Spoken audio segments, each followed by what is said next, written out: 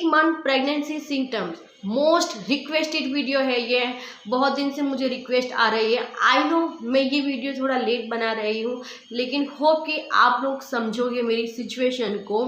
Hey guys, welcome back to my channel. केम छो, मैं अपेक्षा।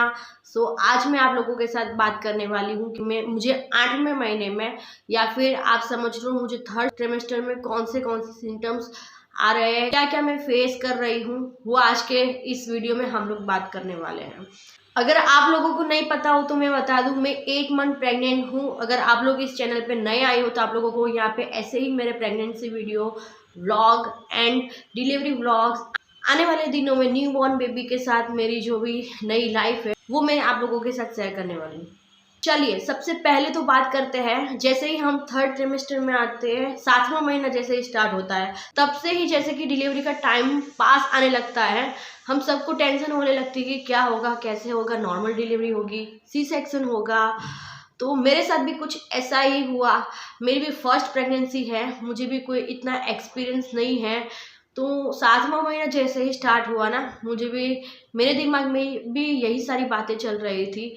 नॉर्मल डिलीवरी होगी, सी सेक्शन होगा, क्या होगा, कैसे करेंगे। लेकिन 7वां महीना जैसे ही स्टार्ट हुआ ना, सबसे पहले तो मेरा बेबी शावर आया।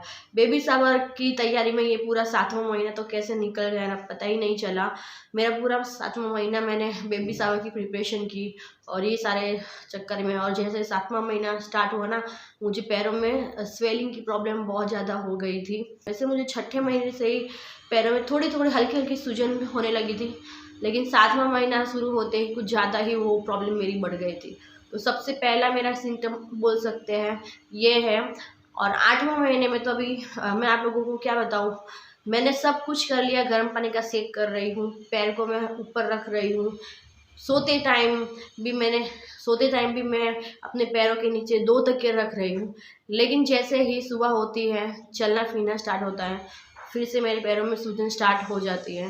तो ये सबसे बड़ी प्रॉब्लम है जो मैं अभी 8वें महीने में फेस कर रही हूँ। सेकंड जो मेरा 8 मंथ का सबसे बड़ा सिम्टम है, यूरिन, बार बार वॉशरूम जाना।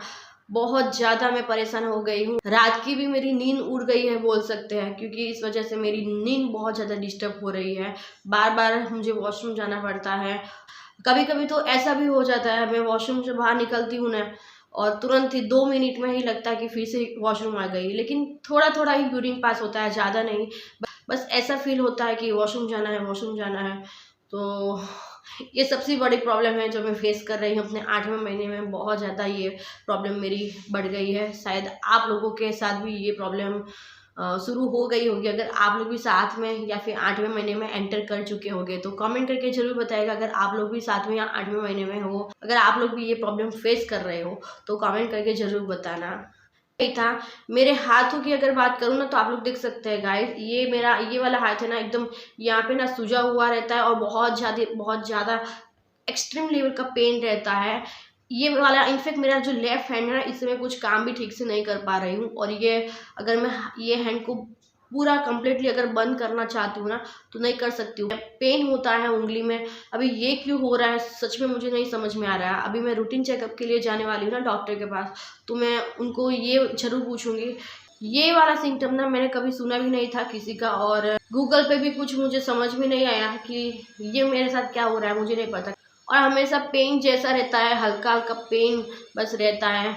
और ये वाले हाथ से मतलब कोई भी काम करने का भी मन नहीं करता। आप लोगों के साथ भी क्या ऐसा हुआ है? आपके हाथों में भी यहाँ पे बीच वाला जो एरिया होता है ना, यहाँ पे पेन जैसा और सूजन जैसी, स्वेलिंग जैसी रहती है क्या? अगर आप लोगों के साथ भी हो रहा हो तो प्लीज़ मेरे साथ ज़रूर शेयर कीजिएगा। नेक्स्ट सिम्टम की बात करें तो भूख लगना। ये प्रॉब्लम तो मुझे 5वें 6ठे महीने से ही, मतलब कि मेरी भूख बहुत ज़्यादा बढ़ गई थी। लेकिन 8वें महीने में आते आते ये भूख कुछ ज़्यादा ही बढ़ गई है। इनफैक्ट अभी तो मेरे हस्बैंड भी बोल रहे हैं, यानी कि डेनिस भी बोल रहे हैं, अगर हम लोग दोनों साथ में खाना खाने के लिए बैठते हैं ना, तो वो बोलते हैं कितना खा रही है तू, बाप रे कितना खा रही है। फिर पापा और मम्मी को भी कॉल करके बताते हैं कभी कभी तो कि आज तो इतना सारा खा लिया है। चलो अच्छी बात है, मतलब खा तो रही है अपनी पसंद का जो भी है। और बस यही कुछ है। भूख बहुत ज़्यादा बढ़ गई है, थोड़ी थोड़ी देर में कुछ ना कुछ खाने का मन करता है, छोटी छोटी भूख लगती रहती है, रात को भी कभी कभी बहुत ज़्यादा भूख लगती है। नेक्स्ट सिम्टम की अगर बात करें ना गाइस, तो मुझे हंसी आ रही है, आप लोगों के साथ शेयर करूँ या ना करूँ मुझे कुछ समझ में नहीं आ रहा, लेकिन हो रहा है मेरे साथ तो डेफिनेटली आप लोगों के साथ शेयर करेंगे। मुझे ना गाइस आजकल थम्स अप पीने का बहुत ज़्यादा मन करता है, कोल्ड ड्रिंक्स यानी कि, और कोल्ड ड्रिंक्स में भी ज़्यादातर फैंटा और थम्स अप। इतनी ज़्यादा क्रेविंग आती है ना, क्या बताऊँ, ये एक हफ्ते से तो कुछ ज़्यादा ही हो रहा है मेरे साथ। आई नो कोल्ड ड्रिंक्स वगैरह ज़्यादा नहीं पीना चाहिए प्रेगनेंसी में, बिल्कुल भी हेल्दी नहीं है, बेबी और हम दोनों के लिए ही हेल्दी नहीं है, लेकिन बहुत गंदी वाली क्रेविंग आती है, बहुत गंदी वाली। तो ये कुछ अलग सा अभी कुछ दिनों से स्टार्ट हुआ है कि थम्स अप और फैंटा, थम्स अप और फैंटा एक एक करके मैं पीती रहती हूँ, बहुत ज़्यादा मन करता है। नेक्स्ट सिम्टम की अगर बात करें तो शुरुआत से ही ये सिम्टम बोल सकते हैं, मुझे स्पाइसी खाने का बहुत ज़्यादा मन करता है। वैसे भी मैं प्रेगनेंसी के पहले भी मीठी चीज़ें इतना नहीं खाती थी, लेकिन मुझे मुझे ना खट्टी चीज़ें और ऐसा कुछ खाने का मन नहीं किया पूरी प्रेगनेंसी में। कुछ लोगों को होता है ना प्रेगनेंसी में कि खट्टी मीठी चीज़ें खाने का बहुत ज़्यादा मन करता है। जब मैं फर्स्ट ट्राइमेस्टर में थी और कुछ खा पी नहीं पाती थी, नोज़िया वॉमिटिंग की दिक्कत थी, तब मुझे ना तो कभी कभी खट्टी चीज़ें खाने का मन कर जाता था, लेकिन मैंने अपनी पूरी प्रेगनेंसी में स्पाइसी चीज़ें ही खाई हैं, तीखा खाना ही खाया है। और आई नो ये भी तीखा खाना भी इतना बेबी के लिए अच्छा नहीं है, लेकिन कभी कभी हम अपने आप पे कंट्रोल नहीं कर पाते हैं। मैंने अपनी पूरी प्रेगनेंसी में ना मीठा बिल्कुल भी नहीं खाया है। कभी कभी डेनिस ना पेस्ट्री वगैरह ले आते थे, उनको था कि मतलब वो खा लेगी, मतलब मैं खा लूँगी। इस टाइम में ना केक वगैरह पेस्ट्री वगैरह खाना अच्छा लगता है सभी प्रेग्नेंट लेडी को, तो डेनिस को भी था कि मैं भी लेके चलता हूँ, वो भी खा लेगी इस बहाने।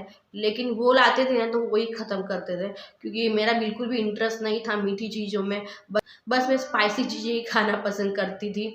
और हरी वाली मिर्च आती है ना, अभी विंटर में मिल रही है स्पेशली, तो मैंने वो बहुत खाई है। इसके ऊपर नींबू नमक और हल्दी डाल के मैं रख देती थी और हफ्ते तक मैं इसे ऐसे ही खाती रहती थी, दाल चावल के साथ, रोटी सब्जी के साथ। तो अभी भी मन कर रहा है, लेकिन अभी मैंने थोड़ा कम कर दिया है, क्योंकि अभी बेबी के लिए बिल्कुल भी अच्छा नहीं है। तो मैं कोशिश कर रही हूँ कि धीरे धीरे अपनी जो भी क्रेविंग है इसको कंट्रोल में रखूँ और कम करूँ। एक और नया सिम्टम है जो मैं कुछ दिनों से फेस कर रही हूँ, सांस फूलना। अभी कुछ दिनों से, हम समझो 8-10 दिनों से ना मेरी सांस कुछ ज़्यादा ही फूल रही है। 8वें महीने से, मतलब 8वें महीने के शुरुआत में थी लेकिन बहुत कम थी, धीरे धीरे वो चीज़ ना थोड़ी ज़्यादा बढ़ गई है। अभी मैं कंटिन्यू बोलती हूँ और कंटिन्यू ज़्यादा मैं चलती हूँ, तो मेरी सांस थोड़ी फूलने लगती है। ये प्रॉब्लम भी मैं अभी फेस कर रही हूँ कुछ दिनों से। नेक्स्ट जो सिम्टम है वो बताना थोड़ा सा मुझे वो लग रहा है, लेकिन बताना ज़रूरी है ताकि आप लोगों को भी पता चले। जो हमारा ब्रेस्ट एरिया होता है वो ये 3rd ट्राइमेस्टर में डेवलप होने लगता है, मिल्क बनना स्टार्ट हो जाता है बेबी के लिए, तो वहाँ पे भी बहुत सारे चेंजेस होते हैं। तो मुझे ये भी सबसे ज़्यादा मैं फेस कर रही हूँ, मेरी जो भी पुरानी ब्राज वगैरह है वो मुझे अभी टाइट होने लगी है, बिल्कुल भी मैं नहीं पहन पा रही हूँ। कुछ नई ब्रा मैंने ऑर्डर भी की है, मैटरनिटी ब्रा वगैरह, तो वो भी मैं आप लोगों के साथ शेयर करूँगी, जो मुझे डिलीवरी के बाद भी काम आने वाली है। डेफिनेटली वो भी वीडियो आएगा, सो वेट जरूर कीजिएगा। बाकी बस यही है। और कभी कभी ना मुझे हल्का हल्का पेन भी होता है, क्योंकि जो हमारा ब्रेस्ट एरिया है वो थोड़ा 3rd ट्राइमेस्टर में आते आते हार्ड हो सकता है, कड़क हो सकता है। यही कुछ छोटी छोटी चीज़ें हैं जो मैं अभी फेस कर रही हूँ। चलना बैठना उठना जैसे हम नॉर्मल होते हैं, ऐसा अभी इस टाइम में नहीं रहता, पूरा चेंज हो जाता है। अगर मैं ज़्यादा स्पीड में चलती हूँ तो भी मुझे बैक पेन हो जाता है, या फिर मैं कभी कभी जल्दी जल्दी में इस तरह से उठ जाती हूँ तो भी मुझे पेट में पेन होता है, मतलब हल्का 30 सेकंड या फिर 20 सेकंड के लिए होता है, फिर अपने आप कम हो जाता है, मतलब कि अपने आप नॉर्मल हो जाता है। लेकिन ये भी मुझे बहुत ज़्यादा मैं फेस कर रही हूँ। मेरी एक आदत है, अगर कोई मुझे बुलाता है या फिर कोई भी, मतलब कोई भी आवाज़ देता है ना, तो इस तरह से मैं बहुत जल्दी जल्दी में उठ जाती हूँ, मैं भूल ही जाती हूँ कि मैं प्रेग्नेंट हूँ और यहाँ पे छोटा बेबी भी है। तो अभी हम नॉर्मल नहीं हैं इतने। मेरे साथ ये अक्सर होता है। और रात को सोते समय, बाप रे बाप क्या बताऊँ गाइस, मैं रात को सोते समय जब मैं करवट लेती हूँ ना, लेफ़्ट साइड राइट साइड में, ये प्रॉब्लम अभी 8वें महीने से मुझे स्टार्ट हुआ है। और ये भी होता है, मैंने अपने डॉक्टर को भी बताया था, क्योंकि बेबी की जो ग्रोथ है वो बहुत अच्छे से हो जाती है, बेबी की हाइट, वजन बढ़ जाता है। रात को सोते टाइम भी जब मैं करवट लेती हूँ, लेफ्ट होती हूँ, तो राइट साइड इस तरह से घूमती हूँ ना, तो भी मुझे बहुत पेन होता है। 30 सेकंड 20 सेकंड जैसे मैंने आपको बताया, बस उतना ही होता है, फिर अपने आप नॉर्मल हो जाता है। लेकिन वो 30 सेकंड ना बहुत। अभी गैस की प्रॉब्लम जैसे कि सभी लोगों के साथ होता ही होगा। जैसे जैसे हम थर्ड ट्रिमेस्टर में आते हैं, हमारी जो डाइजेस्ट प्रोसेस है वो बहुत वीक हो जाती है, कमज़ोर हो जाती है, खाना जल्दी पचता नहीं है। तो जितना हो सके इतना गाइस आप लोग भी लाइट खाना खाओ। मैं भी अभी मैदा वगैरह अवॉइड ही कर रही हूँ। और मैदा वगैरह मुझे ना पहले से ही नहीं, शुरुआत से ही ये प्रॉब्लम थी। अगर मैं कुछ भी मैदे वाली चीज़ खा लेती हूँ तो मुझे तुरंत ही गैस हो जाता था और वॉमिट वगैरह हो जाती थी। मैदा वगैरह वैसे भी बहुत कम खाती थी। अगर कभी कभी बाहर जाना हो, पिज़्ज़ा वगैरह कुछ खा लिया कभी कभी तो खा लिया। बाकी मुझे पूरी प्रेगनेंसी में मैंने चाट बहुत ज़्यादा खाई है, पानी पूरी और दही पूरी, चटनी पूरी, ये सब खाने का मेरा बहुत मन करता था पहले से ही, और अभी भी मैं बहुत ज़्यादा खाती हूँ। सो यही कुछ छोटे छोटे सिम्टम है। अगर कुछ सिम्टम मैं भूल गई तो मैं आप लोगों के साथ डेफिनेटली व्लॉग में शेयर कर दूँगी। और ये 8वां महीना भी ख़त्म होने वाला है, कुछ लास्ट दिन बचे हैं। सो आप लोग प्रे कीजिएगा, डिलीवरी का टाइम भी बहुत नज़दीक आ रहा है। होप कि सब अच्छा रहे और अच्छे से डिलीवरी हो जाए और बेबी भी आ जाए अच्छे से। और मैं भी प्रे करूँगी जितनी भी प्रेग्नेंट लेडी यहाँ पे ये वीडियो देख रही है, होप कि आप लोगों की भी प्रेगनेंसी बहुत अच्छे से जाए, आपके फैमिली और आपके हस्बैंड भी आपकी इतनी ही केयर करें और आपकी भी डिलीवरी बहुत अच्छे से हो जाए। सो चलिए आज की वीडियो में बस इतना ही। अगर कुछ ऐसा हो और मैं आप लोगों को बताना भूल गई हूँ तो आने वाले व्लॉग में डेफिनेटली मैं आप लोगों के साथ शेयर कर दूँगी। और जैसे कि मैंने आप लोगों को बताया, बस अभी कुछ दिन बचे हैं, कुछ दिन भी नहीं, मतलब समझो ये 8वां महीने का मेरा एकदम एंड वाला टाइम जो है वो चल रहा है। और पता नहीं ये वीडियो कब जाएगा, तब तक शायद मेरा 9वां महीना लग भी जाए। तो होप कि सब कुछ अच्छा रहे। वीडियो पसंद आया हो तो लाइक करते ही जाएगा।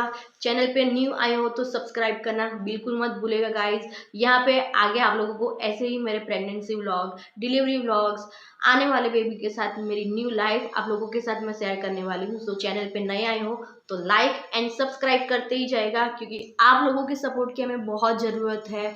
और थैंक यू सो मच, आप लोग मुझे इतना प्यार और सपोर्ट दे रहे हैं, मेरे प्रेगनेंसी व्लॉग आप लोग इतना पसंद कर रहे हैं, इसलिए बाय बाय।